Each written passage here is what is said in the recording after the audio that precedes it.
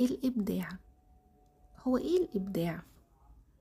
الإبداع اللي هي الكرياتيفيتي، إن أنا أكون إنسان منتج، بطلع فكرة جديدة، بطلع عمل يدوي جديد، بطلع نظرية جديدة، بشتغل شغلي بشكل مختلف عن الآخرين.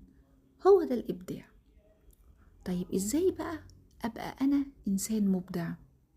في شوية نقط كده ممكن لو جربنا نعملهم ده يساعدنا إن احنا نفكر بطريقة إبداعية. زي إيه؟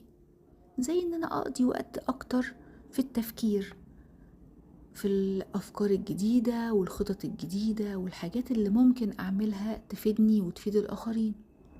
لما يحصل وواجه أي تحدي في حياتي، مهم إن أنا أخد وقت كويس إن أنا أفكر فيه، وإن أنا إزاي أحله بأفضل الطرق.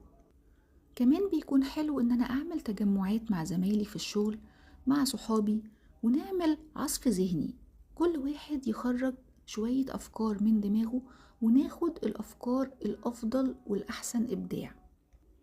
أطور مهاراتي بشكل مستمر، أقرأ، أخد كورسات جديدة، أتعلم بشكل مستمر.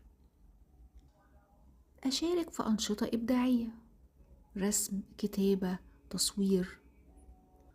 والأهم من كده إن أنا كمان أخد وقت بريك واستراحة بين شغلي. يعني لما أحس إن أنا دماغي وقفت وعطلت، أخد بريك، أهدى، أرجع تاني للشغل، أعرف أفكر أحسن وأعرف أبدع فيه أكتر.